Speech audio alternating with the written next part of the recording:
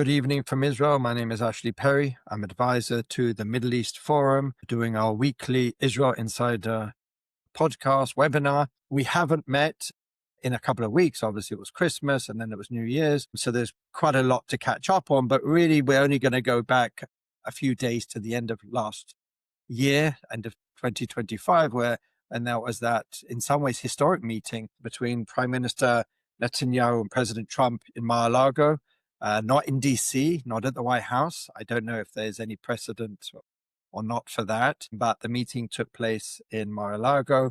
The interesting thing, as pretty much all previous meetings between President Trump and Prime Minister Netanyahu, and I can't remember how many there've been, I think 5 or 6, there were all these rumors what the relationship was, whether it's good or not. We remember from the first administration towards the end, President Trump felt slighted by Netanyahu, the fact that he took time, but he eventually congratulated. Well, this was not after the first time, this was after the elections when President Biden won the elections and President Trump didn't want to concede. And while many leaders congratulated President Biden, Netanyahu didn't, but eventually he did. And President Trump was certainly unhappy about that and even wrote about it and spoke about it and called him all sorts of names. So from the first meeting, in the second Trump administration, there were these rumors, do they get on? Do they have a relationship? Is it warm? Can they work together? Is there going to be any, sort of backlash from that? And it has to be said, almost every single meeting has been extremely warm between the two. The relationship is clearly there. Netanyahu has been very clever. He has understood very well how to work with President Trump. And coming up to this meeting, there was no difference. There was a lot of rumors of daylight between the leaders, a lot of, suggestions of strong arming by the US president on the Israeli prime minister as far as Gaza and perhaps other issues. And this was going to be the event even to read the riot act, etc., etc. And what we saw once again was something completely different. The warmth between the two, the personal warm words between the two, especially President Trump against Prime Minister Netanyahu. Many have quipped that, if Prime Minister Netanyahu, when he wants to make his election videos, he basically just has to play the public comments by President Trump. One of them, I think, something along the lines of, Israel wouldn't have been here if it wasn't for Prime Minister Netanyahu's leadership during the war, et cetera, et cetera. Again, I'm sure that these are already being edited and already being accompanied by all sorts of images, ready for the Likud campaign when these elections begin. And we'll talk a little bit more about that a little bit later. Again, the reason possibly and probably for these rumors coming out about daylight is it seems that there are two camps within the Trump administration on Prime Minister Netanyahu, perhaps even on Israel. While there are those, some have suggested, led by the Vice President, J.D. Vance, who have made comments about Israel that, Israel is an ally, but, that it's not where it should be. It shouldn't be considered any more than any other. And it seems that there is a suggestion that that's where daylight could appear. There are also those who suggest that people like Jared Kushner and Steve Witkoff do not like Netanyahu, think he's a problematic interlocutor over the last year or so. So there are suggestions that's where it's come from. But at the end of the day, we really didn't see too much daylight. The opposite was true. And we saw a very, very warm meeting. What we didn't see are any real proclamations coming out of it, no real milestones. There was talk of 5 issues that had to be discussed, and President Trump famously now said, we worked out 3 of them within 5 minutes. So again, really trying to get that message across that we can work very well together, and even on some disagreements, we can work them out pretty quickly. What we didn't hear, and what many expected to hear, was when the next phase of the Gaza peace deal will begin. There really was no timetable. There were those who thought it might be by the end of 2025, or at least by the end of January 2026. But again, no firm timetable. That's very much in line with what Prime Minister Netanyahu wants. He wants to push it back as much as possible, especially as the final hostage, Ran Gvili, his body has not been returned. Today, interestingly, Hamas, Islamic Jihad, and the Red Cross were out looking again. We've had some stormy weather, And today was a beautiful, almost spring summer day in the region. So that was a reason. There's no reason why they couldn't be out looking for him again. And Israel passed on some important intelligence, basically leaving it for the interlocutors to pass along to Hamas in the hope that that situation will be resolved soon. What President Trump did say again, which was music to Prime Minister Netanyahu's ears, was that there really will be no movement, or not too much movement, without Hamas disarmament. But once again, there are very few details about that. Who is going to disarm them? Because they're not going to disarm themselves. There's going to be no international forces that are going to go in and disarm them. And I'm sure Prime Minister Netanyahu laid out the case that the only force that's capable of disarming Hamas is the IDF. But at the moment, they are pretty much keeping to their side of the now famous yellow line, even though today Hamas did attack across this line, shooting at Israeli forces. And Israel responded recently in the last couple of hours, targeting a very senior Hamas military leader. We're still waiting for confirmation if that leader was actually eliminated. On other issues, Iran was obviously a big issue, and especially it's come to the fore in the last 10 days with the demonstrations there. But what really did break new ground, specifically with the American administration, is for many years, the focus on Iran was nuclear. That was really the only game in town. It goes back quite a number of administrations. We eventually had the JCPOA signed under President Obama, and then that was rescinded by President Trump. And basically everyone for many years was only talking about the nuclear aspect of Iran's threat to Israel. And that's really where the conversation was, especially since the 12-day war, as it's now called, earlier last year, in the middle of last year, with Iran. Israel is now more forcefully, more openly talking about two existential threats. Obviously, it's still keeping an eye on the nuclear issue, exactly what happened, what Israel did strike, and the US as well.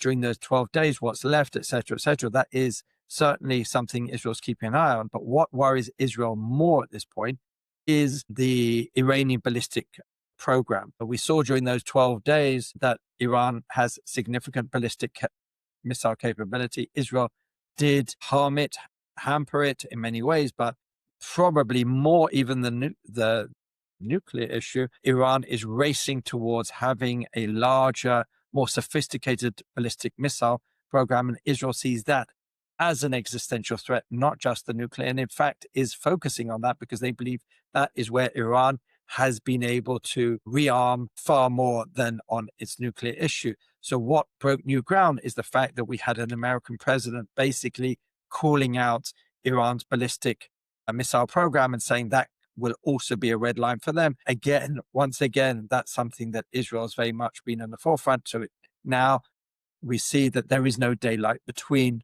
Israel and the US, even on Iran. Another area which there would have been a lot of focus is in Lebanon. And there was a lot of talk, nothing confirmed and certainly nothing publicly stated, that Israel has something close to a green light in Lebanon. Now, what do I mean by that?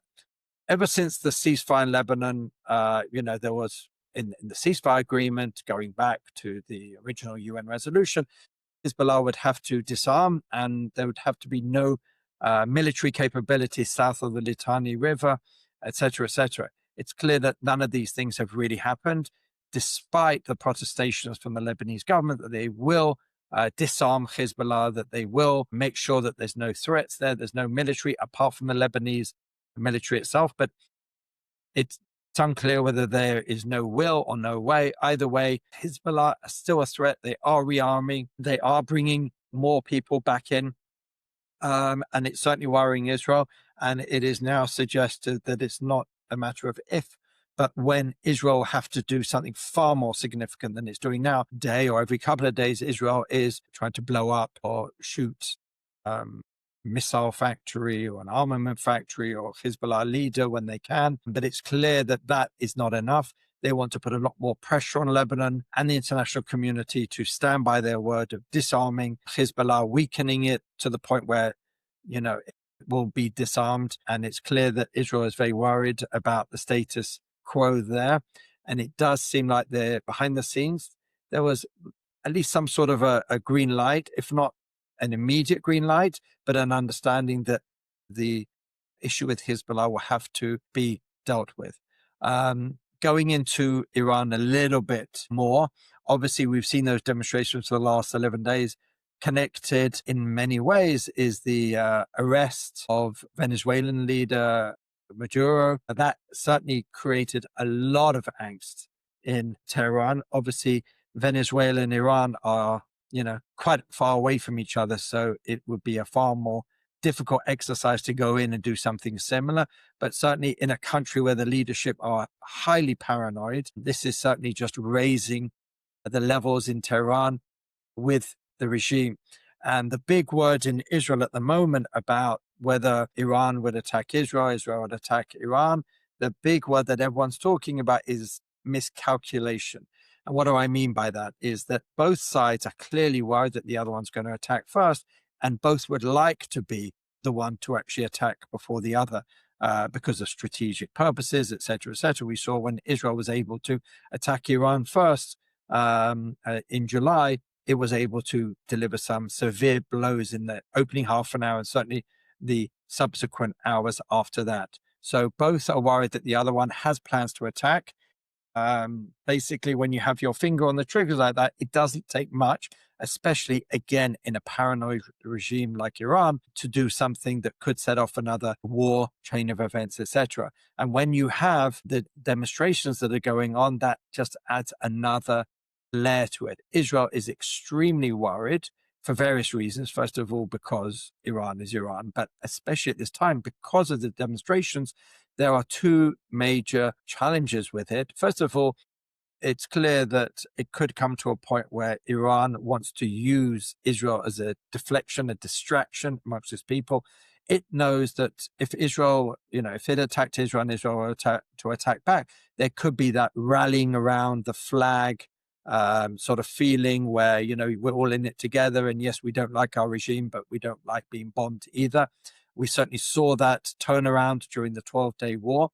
And the second worry, which isn't necessarily imminent, is that if the Iranian regime feels that it's on its hind legs on its last days, perhaps then it could just, go for broke and try and do what it's, a major part of its revolutionary goals is to destroy the Jewish state. So certainly Israel is concerned. There is a lot of saber rattling. We have seen President Trump openly threaten the Iranian regime. We've seen Israel make, Prime Minister Netanyahu and others make comments, not necessarily the same level, but it certainly concerned those in Tehran. Behind the scenes, Israel is actually trying to send more calming messages to interlocutors, intermediaries, that Israel has no intention of attacking Iran at this time. So things should calm down. But again, both sides are very trigger ready, let's put it that way, and very concerned about what could happen. So again, it's that big word, miscalculation. Could either side believe the other side is about to do something and then just act first? It's entirely possible. That's the word on the street, as it were, from Israel at the moment. Just on a couple of more domestic issues, we saw once again the ultra-Orthodox draft issue come to the fore. Last night, we tragically saw during a demonstration or riot in an ultra-Orthodox area against the draft, a young 13-year-old boy was killed when some ultra-Orthodox surrounded a bus. The Arab bus driver felt he was in danger and he just drove off. And there was a young 13-year-old boy who was tragically underneath the bus and was killed. It's sent shockwaves through Israel, obviously, depending where you sit and who lays the blame. If you're on the ultra-Orthodox side, they'll say, well, it's a result of incitement. If you're on the other side, the blame is at the ultra-Orthodox leaders who basically incited these riots. This is what came out of it. What's happening as we speak at the moment is very important, for the political future of Prime Minister Netanyahu and possible elections. As we know, elections have to take place in October of this year. We are now in an election calendar year. And while Prime Minister Netanyahu wants to hold them as late as possible, the ultra-Orthodox are extremely fed up, especially the Ashkenazi ultra-Orthodox party, United Torah Judaism, and they have said, as well as Shas as well, that if the draft law is not passed through all of its readings, then they will not back the budget. And as I've stated many, many times before, if the budget does not pass by the end of March, we go for immediate elections.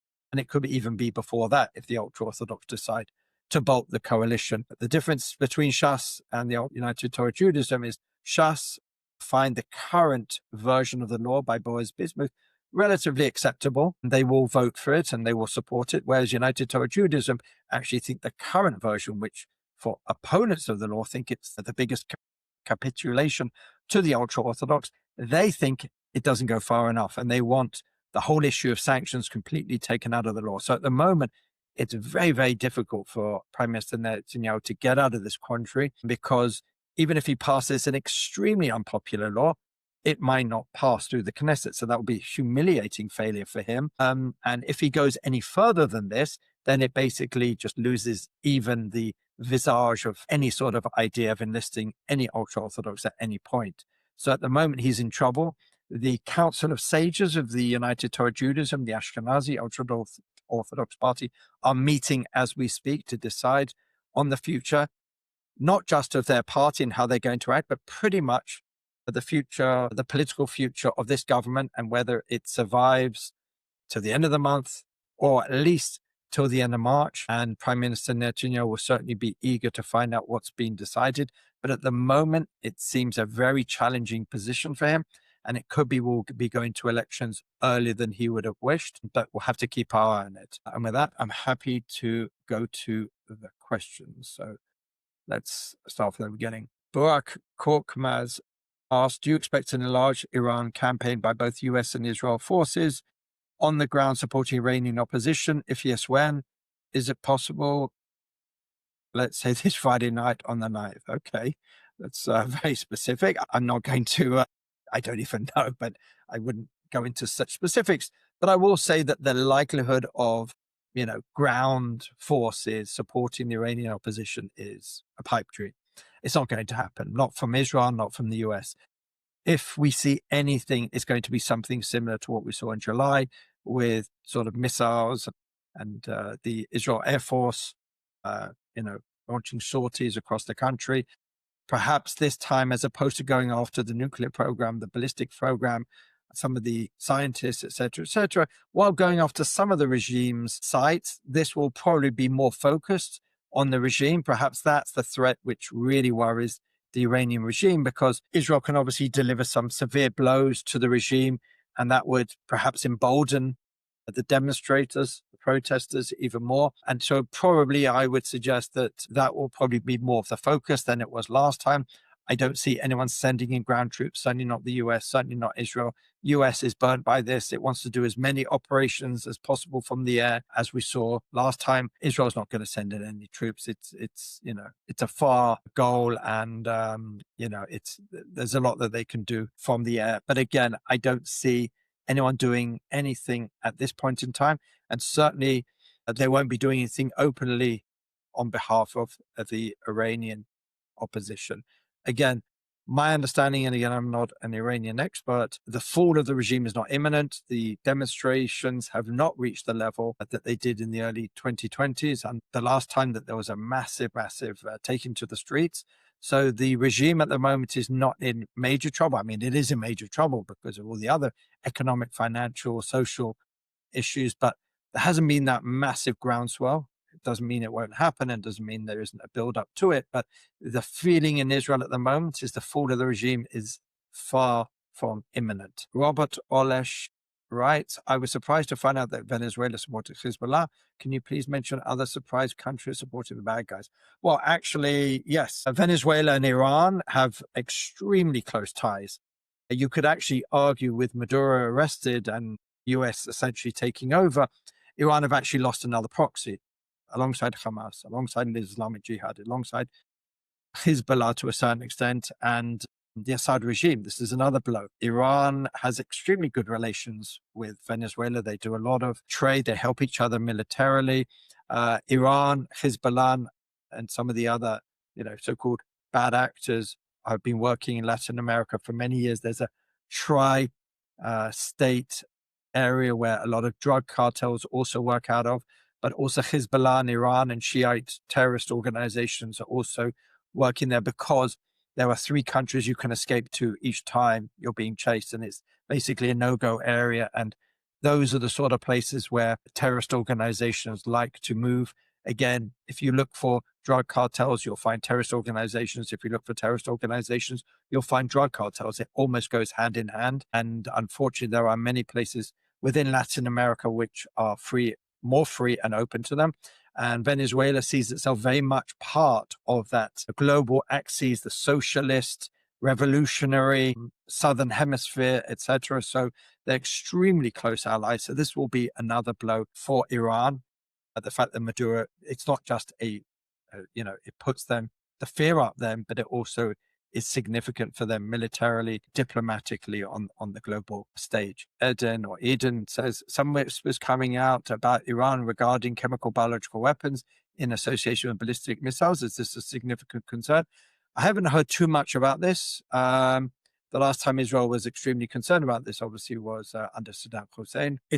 I haven't heard too much about it, but I'm sure the fear is there. I can tell you that many Israeli households have gas masks from those days. Many have held on to them. But the fact that there was a big recall a number of years ago for them, but they haven't been handed out again, which I'm assuming means that there isn't a big concern about that. But I'm sure there are people dealing with it, looking into it, but I haven't heard anything really concrete on that particular issue. Eric Bernius, why doesn't Israel kick Hamas out of Gaza? They won't disarm or follow the peace agreement. Well, that goes to the sort of cornerstone of what Israel's policies are in Gaza. Israel fought Hamas for 2 years. They were not able to get rid of Hamas completely, to defeat or totally defeat, as Prime Minister Netanyahu coined. It just didn't happen. It's very difficult. They hid underground. They were always recruiting another 16-year-old boy, another 17-year-old boy, putting Kalashnikov in his hand, giving him $100 a month, etc. And now you've got another fighter. So it's very, very difficult to do that. Then there was a lot of pressure put on Israel by President Trump, who basically said, enough. He wants to end wars. He wanted peace in the Middle East. And he basically created that 21-point plan specifically to end this, 2-year war. At the moment, Israel is sitting behind the yellow line, the demarcated yellow line. It is sitting and waiting. It is allowing the international community, led by President Trump, to try different things, whether it is the international force, whether it is, some sort of Palestinian forces to disarm Hamas, whatever it is. I can tell you in Israel, there's not much optimism that will succeed. And there are a lot of people in Israel who are saying, let's just let this play itself out. We're not going to antagonize the situation, but once it's understood by President Trump that there are no other alternatives, perhaps that is our opportunity to go back in and finish the job once and for all with a full backing of the American president. We'll have to wait and see if that strategy works. Everything seems to be pushed off at the moment. Israel's quite happy to sit on the yellow line. It gives them a lot more strategic depth than they had on October 6th. And so they're not in a rush to move to phase 2. As I said, they're happy that President Trump is focusing on the disarmament of Hamas. Again, we can even argue what disarmament means. The Arab states think one thing, Israel thinks another. Don't forget, Hamas doesn't have the most sophisticated weapons in the world. So what does that mean? Disarm. Is it getting rid of the tunnels? Is it getting rid of every single Kalashnikov in the Gaza Strip? That's obviously an impossibility. So it's a really, really difficult and challenging situation for them to deal with. But probably at some point, there really is going to be no alternative to Israel going back in and trying to give Hamas more and more blows to a point where either it accepts some sort of defeat, probably not total defeat as we've been led to believe, or as Prime Minister Netanyahu has stated many times, but enough that it will be seen as a victory and will at least give Israel some quiet in the future. We have, don't know if it's a question or a statement, by Barbara Rambowitz. History has shown that regime change in the Arab Muslim world doesn't bring stability and quiet. couldn't Iran go the way of Afghanistan, Iraq, and Libya? The militant Mahdism, Mahdi being the sort of Messiah-like figure in Shiite Islam of the mullahs, could trigger an apocalyptic end game. Well, that is the concern. We are dealing with a revolutionary, massively religious, messianic regime that really does believe in what they speak about. And that's obviously a great concern for Israel, because we're not talking about a rational actor. Yes, there are some rational actors, but again, we're talking the supreme leader, who still pretty much has control and is a very paranoid and old aging man. I think he's in his mid 80s. I can't remember if he's 84, 85, 86. Clearly, he hasn't got many, many years ahead of him. But clearly, this is someone who is extremely paranoid, perhaps isn't being given. There were many suggestions that he's never given the full information. And that's why he, wants to believe that Israel's on its way out, because many of the generals will not give him the full story, that actually, no, Israel's much stronger and Israel can deal Iran a lot more blows than the opposite. So we're clearly not dealing with a fully rational actor. We're dealing with religious fanatics, and the idea that they could, if they believe that they were about to fall, just rain everything they have at Israel is certainly something that keeps many up at night, certainly many defense and security officials. And that is why Israel is really trying as much as possible behind the scenes to try and calm things down, to send the messages that Israel will not attack, because there is this belief that while there's not a finger necessarily on the trigger, there's a finger hovering around the trigger, and Israel would like it to be a little bit further away from the trigger as much as possible, because there is so much of this possibility, what I talked before about miscalculation. And with that, we've ended this week's Israel Insider. I want to thank you all for joining and for your questions.